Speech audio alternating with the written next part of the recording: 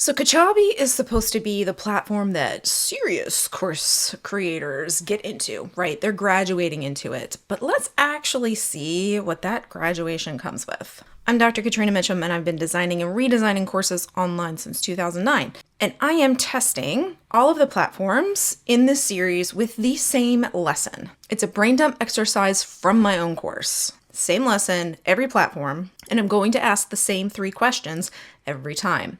Those questions are, can you track something more than video completion? And can you actually engage with that? Can you build in student pathways? And what's the friction, right? How many clicks does it take to get to the center of what they're supposed to be doing? So part of what you graduate into is polish, and I'm going to show you what that looks like. Okay, so these videos are just focusing on the course element of all of these platforms. So creating a course, the startup process for Kajabi isn't too difficult. You do get to choose between evergreen and cohort. The big difference when I played around with the cohorts is that it's just date confined.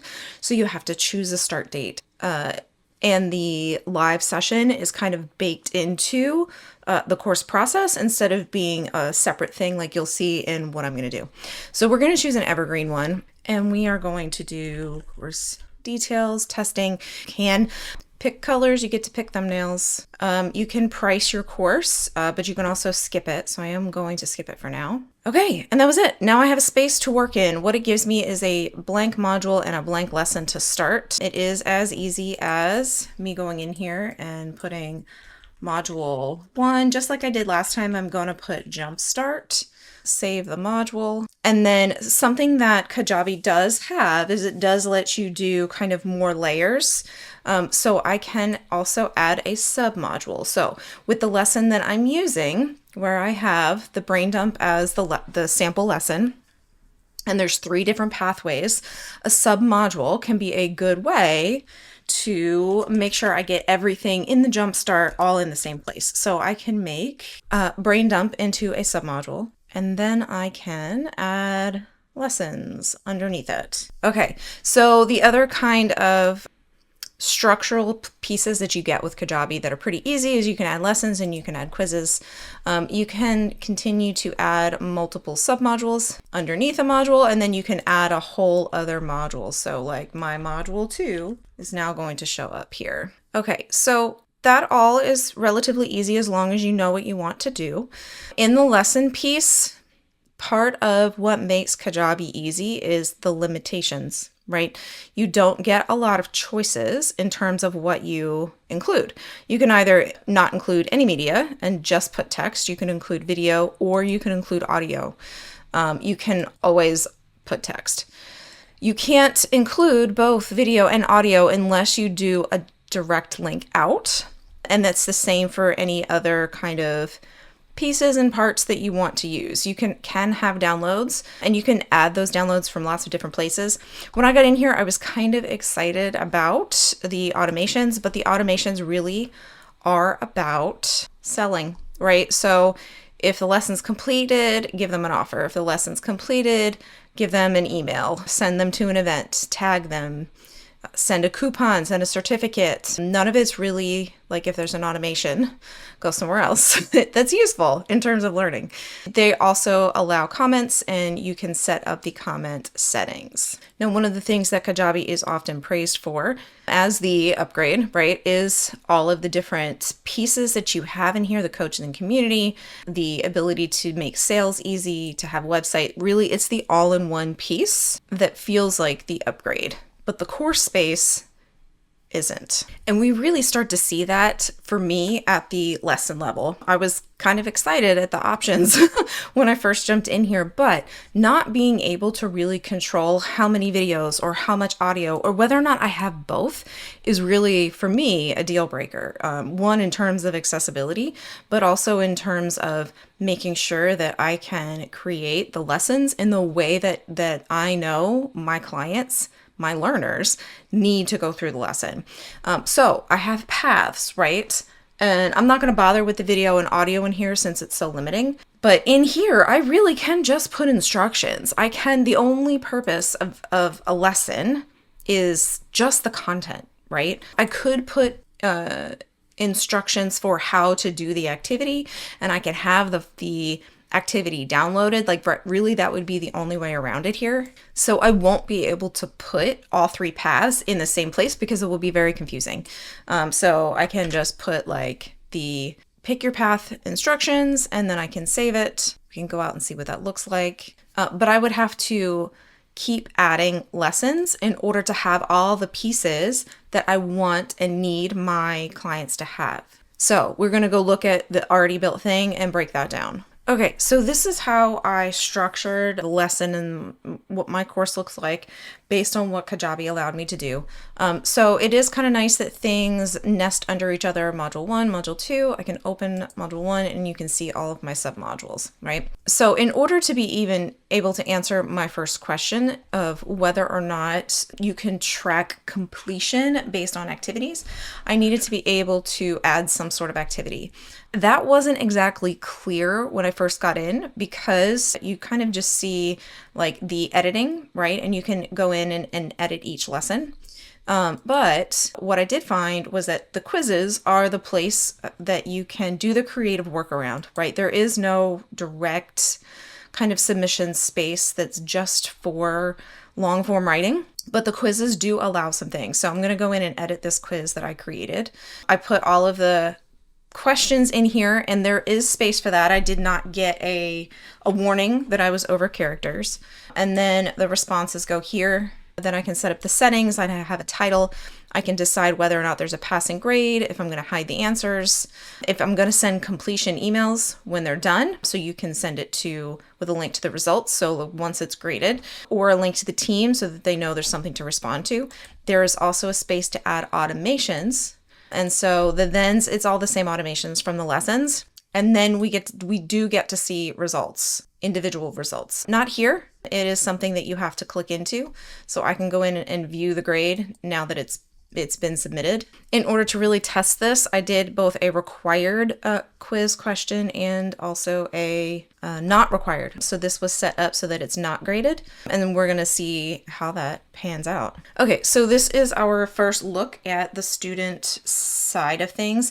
I did not set this up as a drip because I need to be able to jump around into different things. You can see I have already been in here and done the brain dump and the required piece. Now we also see this path to responses. You'd want to title it something more specific so that it's clear that this is a place to put things, because there is no way to build this into the actual flow of the lesson. Okay, so I'm going to start this quiz and I am going to, so the thing that I did before when I was playing around was I copied all of the questions. I went ahead and just typed it or pasted it in so you could see it does take a lot, right? So it takes a lot of response, but it's not easy to see on the learner end of things. So I have to just keep typing, and I can really only read, like this is difficult to read, right? So this is going to be a longer response. It would be tough. And then you can't see it, but the submit button is up in the right-hand corner. It's asking if I'm ready. Because I cannot go back, right? Like once I turn this in, that is it. I can retake the quiz. So we are going to go and look and see what that is looking like on the designer side. Okay, so looking at the results for the quiz, you do get to see those in the individual quiz setup, right? So you've got the questions, the settings, the results. So you can see that I have actually done this twice. I can go in and grade. Even though there was, I had noted to not make it graded, there is a pass-fail option. I can leave feedback, which is nice. It is the same look and feel, right? So I put a bunch of stuff in here and it's all kind of, it's not, the box isn't getting bigger as I'm typing, which makes it difficult to see. So I don't have to do a pass-fail. I am going to go ahead and submit this. You can see that it gets a little bit wonky, right? The things, you can see them. It's just not adjusting to the size of the page. I'm not even sure if they know that. So I can hit publish grade and you can see that I have actually looked at this, and then I can grade this quiz. Let's say I give them a pass. I can add additional comments here, and then I can still also leave feedback down here, and we kind of get the same look and feel. So it will show up as pass or fail in the result if it's kind of a pass or fail test. and then I can view what I've done. And then the feedback that I gave did not save.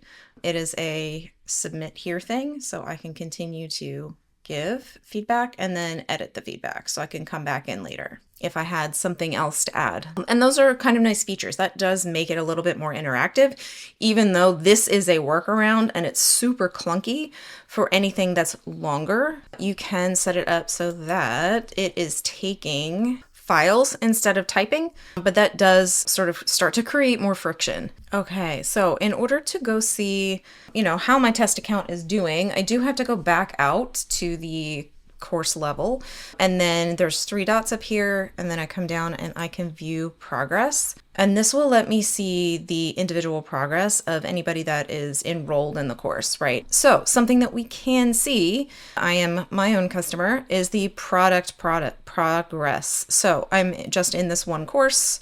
I have only done the quizzes at this point. So it is tracking when the quizzes are both required and not required for a grade. So it's not just tracking that you've clicked complete. There is a bit of a feedback loop, right? They can continue to do the quiz. You can continue to give feedback. It is a bit clunky in terms of being able to read and respond to things. And your only option is responding in text, right? There was no way to upload an audio or whatever it happens to be.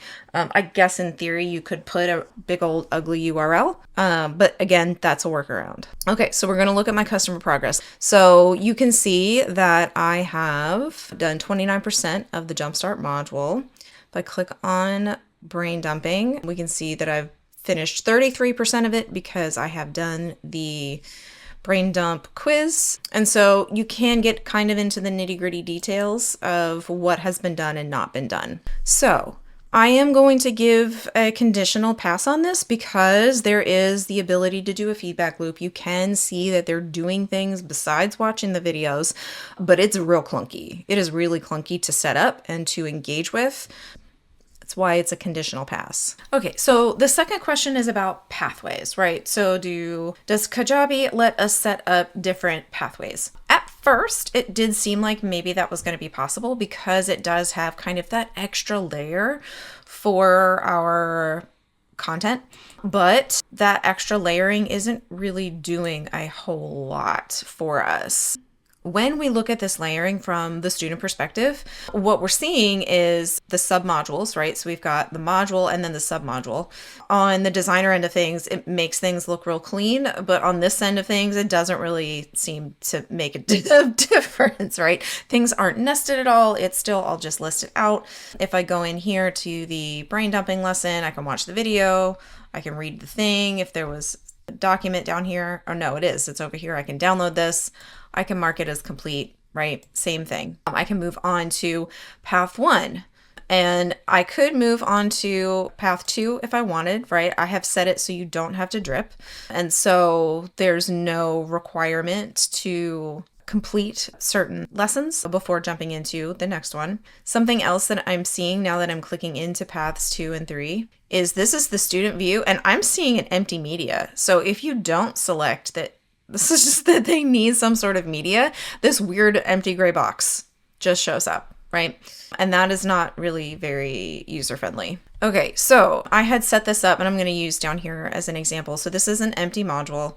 And so if I add some submodules, so then under the submodule, I want to add a lesson and I want to add another lesson. And so let's say these are my different paths. It's still ending up so that I have to separate out the paths and they have to have some piece that they're not completing, right? So if I go back into the student view, if I mark path 1 as complete, we can see that my check marks start to come up, but when I move on to path 2 responses or whatever's below that, these aren't going to get checked. And so we kind of run into the problem that I'm guessing we're going to see in most of these platforms, is that it's not actually giving a pathway, it's just letting you skip things, right? So it does make it easier to track kind of the nesting and expanding on your side of things, but it doesn't really make a difference in terms of the actual student experience. Okay, so we're going to jump back into the student side of things to answer the third question, which is the question about friction, right? So how much friction is there in terms of both doing the activity and also having the information to do the activity, right? Because we are focused on whether or not this is something that they can actually learn from, not just consume information from. So in order to do that, I am going to go ahead and jump into path 2. Okay, so in path 2, in theory, we have lots of information in here. We might have a video or an audio, and I can mark that as complete. And so I do have to mark complete. In theory, I would have organized this properly and path 2 responses would be next, but I'm going to go ahead and skip straight to the path 2 responses. And so that is at least 2 clicks just to be able to get in here and do things. And so if I want to take the quiz, then I have to retake the quiz and I have to type in my answers, right? And then I have to click again to submit. I have to click again to say, yes, please submit. Then I have to close it. And then I can move on, right? And I have to click complete. And then if there was something else in here, I would be able to continue moving on. Now, in theory, this should give me the option to move on to the next module. I didn't put anything in that module, so right now it's empty. It definitely does not pass on the ability to have individualized student pathways. It also does not pass on the ability to reduce friction between the action and the content consumption, right? There are a lot of click steps. There is a lot of friction here. So something I can do from here, which means I have to go all the way back to it, right? I have to remember to go back to it, is I can view results. So it does say I passed the quiz. I can review results, and this has what I have, and then the feedback is there. Again, it kind of goes all the way off to the side because it is doing some weird and funky formatting things. Okay, so now I'm going to go ahead and run Successible, the accessibility tool. And we have got 14 issues found. The first one is an alt text, and that is the image that is on my course. So I can go check and see if I can change that. All of these other issues are all platform level issues. I can't control any of these headings or any of these buttons. And when I open up my submodule and run it again, we just continue to add issues. So all of these things are also popping up as accessibility issues, largely due to low contrast and also skipped heading levels. Okay, so now I'm going to go ahead and take a look at the lesson view for the editing and run the accessibility tool again. So we've got fewer issues on this page. Okay, when I first ran this image came up as missing alt text, but I also hadn't put an image there. So I went through and I uploaded clearly the best lesson thumbnail ever, and it didn't give me an option, right? I could not attach alt text. So it would need to already be embedded in the image before you uploaded it. Again, all of the poor color contrast issues are things that are part of the platform that I can't control, including radio buttons. Some of my skipped heading levels are also part of the course platform, and it is seeing more than one H1 because I have my lesson itself with an H1 embedded in it because I had copied and pasted. Something that is popping up is a missing caption. The captions on this video are burned on, and so I'm guessing that the tool just can't see that because it's not a file sitting in the background. They are burned onto the actual video itself. Okay, so now we are going to go into what it looks like on the student end of things, and I'm going to run the accessibility checker again. Come up with 11 issues this time. Okay, so these first 2 are ones that I can't control because they're images embedded into the platform. The poor color contrast, some of this I can control. So this came up as low contrast. This mark is complete, and so that is something that I can change because these were brand colors that I added. In the past, what I have done is just changed the font, and that has fixed the problem. So that is what I would do. And some of these headings are still, that's something I can't control, but this is something I can control. We did end up with quite a few heading issues. I think a lot of this comes from the fact that I copied and pasted in. So step 1 brain dumping was a level 1 heading because it was on its own page. And so we end up with multiple headings found, or multiple H1s found. And then heading level skipped. And so you want to make sure that you have H1, H2, etc., which is why it's also things aren't coming up as nested properly. Okay, so I went ahead and I took the heading level out entirely for that step 1 brain dumping. And you see that we still have some issues, and that's because what Kajabi is doing is it's taking all of the kind of levels of the course itself, right? And bringing those in as headings. And that isn't something I can control, right? So if you were using a screen reader, this could kind of get a little bit difficult to navigate. I should be able to use step 1 brain dumping. I should be able to have that as a heading level. I don't even know what this one is showing up as because it's saying the heading level was skipped. If you're interested in trying out Successible for yourself, that link is in the description. If selling content and not selling transformation is the thing that you're trying to do with courses in your business, then Kajabi might be a good fit. But if you're trying to sell actual change that clients are coming to you for, then it might not be worth all the bells and whistles. It does make it super convenient to have everything all in one place, even the calls, right? So I was able to host the calls. So in my course, they're called Questions and Accountability. I was able to host those directly in the platform. And there can be value to that if you struggle to keep track of 80 million things. So Kajabi is best for folks that need an all-in-one space where courses function in their business as more of a content repository as opposed to an actual learning experience. But it's not going to work very well if you need to be able to track outcomes and give feedback and really have a space where they're going on a learning journey and you're helping them along the way. I will always say the course platform that you choose needs to be based on the things that you actually need in your course. If you're looking for help for what that should be or the foundations, go ahead and subscribe to my newsletter. The link is in the description. In next week's video, we are going to cover System.io. Same lesson, different platform. We'll see what the result is. If it's not there, it'll be there next week.